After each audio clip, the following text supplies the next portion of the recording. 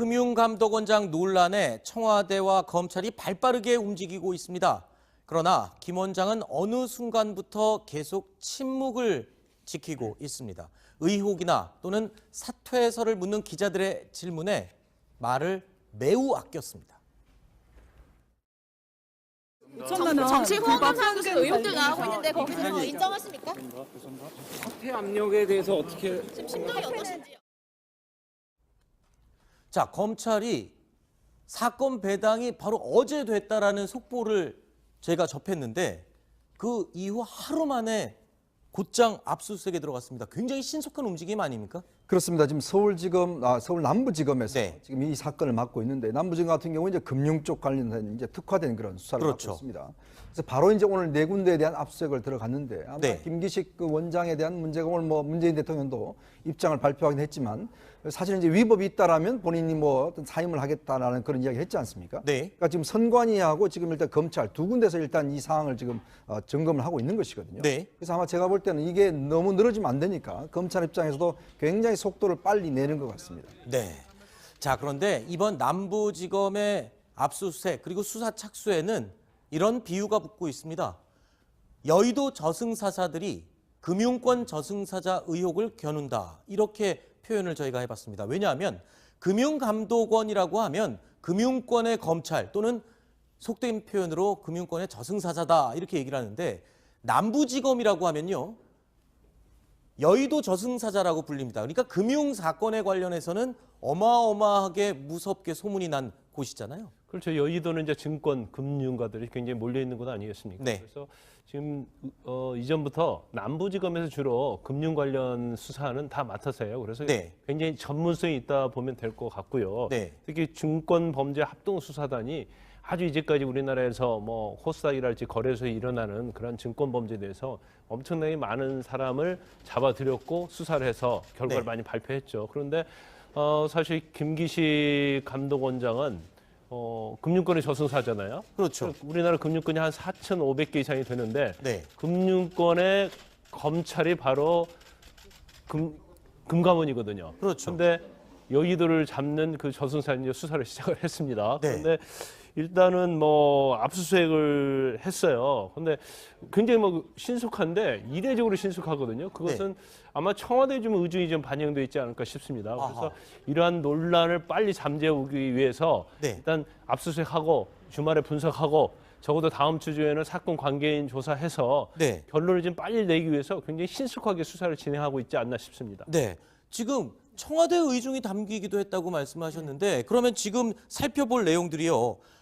김기식 원장의 출장이 적법했는지 후원금이 제대로 사용됐는지 뭐 이런 부분들을 살펴보는 거잖아요, 결국. 그러니까 그 출장이 이제 공무적인 성격이 있었는지 아니면 그냥 그 개인의 외유성이었는지 그리고 또 하나는 공무적인 성격이 있었다 하더라도 그 지원을 받아서 간 후에 그것이 이제 대가성이 있었느냐, 갔다 온 뒤에 그 기관들을 위해서 정무위원으로서 봐준 게 있느냐 그런 것들이 이제 살펴볼 쟁점인데요. 대가성은 근데 밝히기가 굉장히 어렵잖아요. 근데 저는 이 지금 뭐 관행 얘기를 자꾸 하는데 청와대도 그렇고 최경환 전 의원도 지금 그 국정원 특활비를 뇌물로 받았다고 그래서 지금 구속되어 있고요. 박 전 대통령이나 이명박 전 대통령의 경우에도 국정 특활비를 뇌물죄로 지금 기소했고 기소하려고 하거든요. 그러니까 이게 아무리 관행이었다 하더라도 법적으로 따져서 뇌물이면 뇌물인 거거든요. 네. 그래서 김기식 그 원장의 경우에도 저는 같은 잣대를 들여다봐야 된다고 생각합니다. 그런데 궁금한 게 하나 있습니다.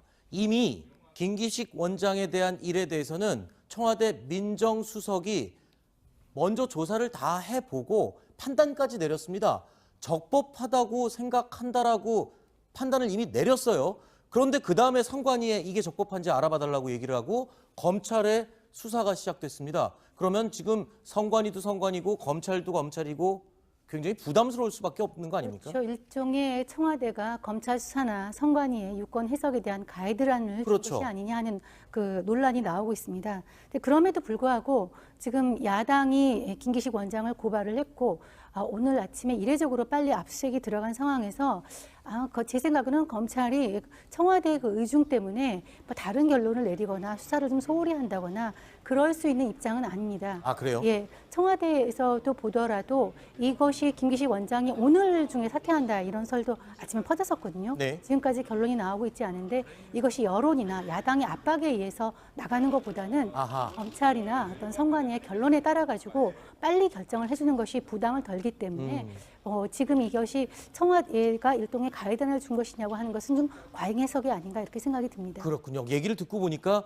지금 무언가 밝혀지지 않은 상황에서 자진 사퇴를 하거나 해임을 하는 것보다는 뭔가 명확한 근거를 가지고 하는 게 더 명확할 것이다. 이제 이해가 좀 깨끗하게 되는 것 같습니다. 그래서 오늘 대통령께서 이제 이례적으로 사실은 본인의 입장을 좀 문건으로 발표를 했지 않습니까? 그랬죠. 거기에도 보면 실제 이게 위법 사항이 있으면 뭔가 객관적 판정이 있으면 사임토록 하겠다라는 네. 이야기를 했지 않습니까? 그건 뭐냐면 이제 이게 지금 상황으로서는 도저히 할 수 없고 예를 들어서 선관위나 그다음에 검찰 쪽에서 뭔가 결론을 내주면 하겠다는 것인데 네. 문제는 이게 그래서 저는 조금 이제 앞으로 문제가 될 게 그렇다면 민정수석은 도대체 뭘 수사를 해서 뭘 조사를 해서 네. 이게 적법하다고 이야기를 했는 것인지 그 논란은 계속 남아 있겠죠. 그렇습니다. 그렇게 된다 만약에 선관위 쪽에서 지금 이미 예를 들어서 그 후원금을 다시 직원들이나 다른 데 예를 들어서 많은 후원금을 다시 이제 넘겨준 거 있지 않습니까? 그건 네. 이미 예전에 좀 부적합하다는 결론을 내린 적이 있거든요. 네. 그럼 만약 선관위 쪽에서 이거 좀 불법 여지가 있다라고 만약 판단한다라면 제가 볼 때는 보도록 하고요. 김광상 변호사님, 아까 청와대 의중이 좀 반영이 된 게 아니냐는 말을 제일 먼저 꺼내 주셨으니까. 근데 제가 얘기하는 것은 의중 네. 자체는 이제 빨리 수사를 했으면 좋겠다는 그런 의중이라는 네네. 말씀드리는 거고 아마 검찰의 선관위는 굉장히 좀 난감한 부분이 있을 거예요. 왜냐하면 일단 청와대 측에서는 이제 적법하다 이렇게 결론을 내는 상황이기 때문에 네. 그런데 만약 수사를 하는데 이제 수사가 했던 선관위와 조사를 했던 간에 이게 상당히 경계선상에 있는 부분이 꽤 있거든요. 네. 그러면 이걸 위법하다 아니다 이걸 결정을 내려줘야 하는 거 아니겠어요? 그렇죠. 그 부분은 굉장히 어렵다고 보는데 제가 볼 때 이제 문재인 대통령이 직접 나서서 저런 얘기하는 것은 이제 첫 번째는 일단 정면 대응이 아닌가 싶습니다. 네. 그래서 이건 적법하고 별 문제 없다. 그다음에 일반 국회의원의 어떤 도덕적인 평균 이하라면 위법이 없다 하더라도 사임시키겠다 그런 취지 아니겠어요? 네. 이제 그 얘기 자체는 일단 밀고 나가겠다는 취지고 밀고 나가다가 경우 때는 선관위나 검찰에서 청와대에서 적법하다는 것과 다른 의견을 낼 수 있거든요. 네. 그러면 그때는 사임시켜도 별 그렇게 청와대가 이렇게 타격을 받지 않을 수 있는 네. 어떤 출구 전략이 될 수도 있다고 봐요. 그래서 두 가지의 어떤 의중을 두고 이런 말씀을 하신 게 아닌가 싶습니다. 청와대 출구 전략 차원에서 해석을 해주셨는데 이수희 변호사님 손 드셨으니까 예, 말씀하시죠. 저는 그러니까 선관위가 보통 유권 해석을 해주잖아요. 근데 네. 이 선관위 유권 해석이 법원하고 판단이 다른 경우도 있어요. 아하. 선관위에서 가능하다라고 해서 믿고 선거운동했다가 네. 법원에서 이거는 불법이라고 하는 경우도 있거든요. 네. 그래서 선관위 해석, 유권 해석을 기준으로 한다는 것도 만약 거기서 이거는 합법이다라고 해도 적법이라고 하더라도 네. 검찰에서 다르게 해석할 수도 있는 거고 네. 법원에서 다르게 해석할 수도 있는 거고 그리고 또 하나는 저는 청와대가 지금까지 좀 많이 보호하고 있는 김기식 원장을 많이 보호하고 있는 그 느낌이 혹시 우호적인 시민단체 네. 뭐에 대한 눈치를 보고 있는 거 아닌가라는 저는 좀 정치적인 정부적인 느낌에서도 시각에서도 좀 보게 되는데 우호적인 시민단체요? 글쎄요. 참여연대에서도 지금 실망이라고 말을 했는데 김기식 원장에 대해서 아직도 우호적으로 하는 시민단체 보호할 만큼은 보호해줬지 않습니까? 아하. 지지해줄 만큼은 지지해줬고 네. 그렇기 때문에. 이런 가운데요. 여야는 문재인 대통령의 메시지를 서로 다르게 해석하고 있습니다. 각각 어떻게 해석했는지 들어보시죠. 대통령이 메시지 봤어요. 사회를 변화시키고 싶은 사람들 입장에서 보면 저런 고민이 늘 있는 거죠. 개혁이라는 게 늘 저항에 따르기 때문에 어려움이 있고. 김기식의 처신이 명백하게 불법이고 도덕 수준이 평균 이하라는 것은 누구나 알 수 있음에도 불구하고 문 대통령은 그동안 너무 오래 끌었다. 그런 의미에서 문재인 대통령의 오늘의 입장 표명은 사실상 김기식을 사임토록 하겠다는 뜻으로 이해한다. 대통령까지 직접 나섰고 거기다 또 사임이라는 말까지 언급을 했습니다. 그런데 이 시점이 굉장히 궁금한데요. 왜냐하면 바로 어제 속칭 정의당 데스노트, 그러니까 정의당마저도 김기식 원장에 대해서 비판의 의견을 명확하게 밝혔고요. 심지어는 조금 전에 말씀드렸습니다만 김기식 원장이 과거에 사무처장을 맡았던 참여연대 쪽에서도 실망이다라는 입장을 밝혔습니다. 그 직후에 대통령의 입장이 발표가 됐거든요. 사실 이제 그때 문재인 대통령이 취임사에서 국민의 눈높이로 보겠다는 네. 말씀을 하셨어요. 자, 그러면 지금 이 상황을 국민의 과연 눈높이로 보고 계신지 이 문제 사실은 지금 보면 야사당이 전부 다 이제 김기식 원장의 사퇴를 촉구하고 있고 네. 또 경실련과 참여연대도 부적합하다 이야기를 하고 있고 또 국민 여론조사도 보면 과반수 이상이 상당히 반대를 하고 있습니다. 네. 사퇴하라고 이야기를 하고 그 있습니다. 여론조사는 지금 제가 기억하기로는 한 번의 여론조사가 있었기 때문에 전체를 대변한다고 볼 그렇습니다. 수는 뭐 없습니다. 여론조사라는 게 네. 이제 하나의 트렌드를 이야기하는 거니까. 네네. 자, 그렇다고 한다면 그 어떤 면에서 보면 그동안의 어떤 이 사안을 놓고 보는 국민들의 정서는 일단 이것이 합법적이고 불법적인 걸 떠나서 네. 저는 일단 정말 금융감독원의 원장으로 자격이 없다라는 것이거든요. 근데 이제 문재인 대통령은 법률가시기 때문에 굉장히 모든 사안들을 일단 적법하냐 위법하냐 네. 이런 부분을 굉장히 많이 따지세요. 거를 앞두고 있지 않습니까? 네. 그러니까 사실 야당에서는 뭐 오늘 사퇴하냐 내일 사퇴하냐 이런 얘기가 나오고 있는데도 불구하고 사실 이거 좀 끌었으면 좋겠다 하는 얘기가 나오고 있을 정도거든요. 네. 끌면 끌수록 여론이 악화되고 정부가나 여당이 좀 공격을 받는 이런 시점이니까 그래서 아마 제가 아까 말씀드린 문재인 대통령으로서도 지금 조국 수석이 아까 이제 잘 검증을 못했다 얘기를 했는데 저는 그 고민이 있을 것 같습니다. 이것은 조국 수석의 검증 문제도 있지만 사실 대통령의 인사라고 정확하게 대통령이 사람을 발탁했기 때문에 네. 민정수석이 좀 검증을 이 사람 안 돼요라고 말하기가 좀 어려웠던 그런 측면도 있는 아하. 것 같아요. 그래서 대통령이 저렇게 직접 서면으로 입장문을 발표한 것은 이것이 대통령의 금융개혁의 의지를 나타낸 대통령의 인사였고 그래서 그런데 이런 논란이 벌어지니까 이거를 본인 선에서 마무리할 필요도 있었던 것 같고 아까 얘기한 대로 좀 모양 좋게 이거를 빠지려고 하는 그런 생각이 있지 않은가. 그래서 해임이 아니라 내가 잘못한 것이 아니라 사임이라는 표현을 쓴 것이 아닌가 이런 분석이 나오고 있습니다. 그러면 이 얘기를 안 할 수가 없을 것 같습니다. 조국 민정수석의 책임론 아까 언급이 미리 됐기 때문에 이 얘기를 먼저 좀 짚으면서 얘기를 하죠. 지금 말씀하신 것처럼 대통령의 사람 그리고 또 조국 민정수석이 검증한 사람 이런 부분 때문에 이 일이 끝나더라도 절대 자유로울 수가 없을 것 같다. 책임에서 어떻습니까? 근데 저기 검증의 문제가요. 일단 이 문제가 불거진 다음에 검증을 충분히 했다. 네. 외유 문제까지 검증했다고 그렇게 얘기를 하고 있어요. 네. 근데 외유 문제가 제가 볼 때는 검증을 안 했을 가능성이 크다고 봐요. 왜냐하면 네. 이게 보편적으로 다 국회에서 이루어졌던 얘기단 말이에요. 네. 그러면 일반적으로 관행적으로 이루어졌다고 주장하는데 관행적으로 이루어진 것에 대해서는 뭐 검증할 필요가 없지 않겠습니까? 그래서 네.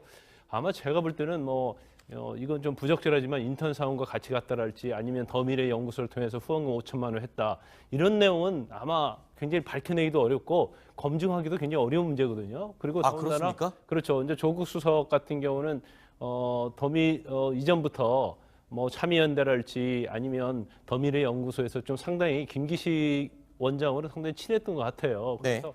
약간 검증에 있어서는 좀 결함이 좀 있지 않았을까 싶습니다. 그래서 만약에 김기식 원장이 사퇴를 하게 되면 어느 정도 조국 수석에게는 뭐 좀 치명적이 될 수 있다. 이제 그렇게 우리가 예측해 볼 수 있고, 그다음에 또 하나 왜 문재인 대통령이 저렇게 차관 인사까지 언급을 할까? 이제 네. 그 부분. 검찰 개혁을 하기 위해서 검찰 외부 사람을 들어왔다가 실패를 했었던 사례가 있었는데 지금 이 사례도 거기에 비유를 하셨어요. 근데 지금 이 문제의 논란은 외부 사람을 들여놨다가 문제가 됐다라는 그런 등식이 성립하는 게 아니라 개인의 비리와 도덕성에 대한 지금 문제로 확대가 된 거 아닙니까? 그 참여연대가 우리나라에 사실은 투명한 사회를 만들고 그다음에 이제 가버넌스를 갖다 시민사회 위주로 옮기는데 큰 역할을 했죠.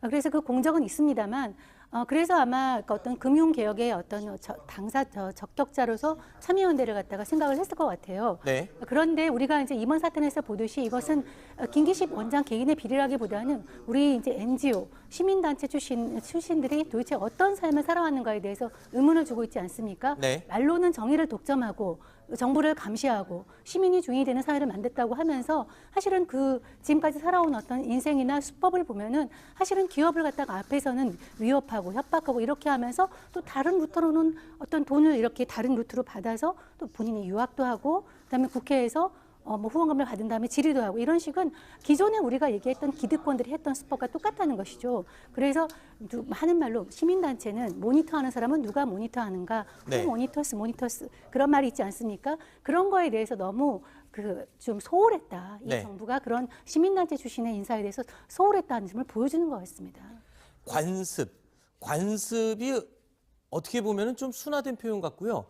악습을 좀 가린 게 관습이 아닌가 이런 생각도 드는데 이수희 변호사님 하실 말씀이 있으신 것 같아요. 저는 이제 그 앞서 우원식 민주당 원내대표가 뭐 개혁을 하는데 이런 고민이 있다 이렇게 이제 얘기를 했는데 그러면서 이 전에 나왔던 얘기가 개혁을 반대하는 금융 개혁을 저항하는 뭐 기득권 세력들의 어떤 반발인 것처럼 그렇게 프레임을 전환을 하려고 한번 시도를 했었어요. 그런데 지금 저 진보 진영에서 그런 프레임 전환을 통해 갖고 재미를 본 것들이 좀 있었죠. 하지만은 이 김기식 원장의 경우에는 그거는 아니라는 거죠. 정성희 의원님 말씀대로. 그러니까 이게 박원순 시장 때도 이런 얘기가 나왔었죠. 그 후보로 나왔을 때도 뭐 협찬 인생이네 이러면서 뭐 위선 이중성 이런 얘기들이 나왔지만 그때는 뭐 그 이제 선출이 됐으니까 그건 그대로 이제 뭐 면책이 되는 거지만, 그러니까 이 시민사 단체에서 성장한 사람들이 말로 부르짖은 거하고 뒷얘기가 다르다 보니까 이것이 이렇게 자질론을 불거졌을 때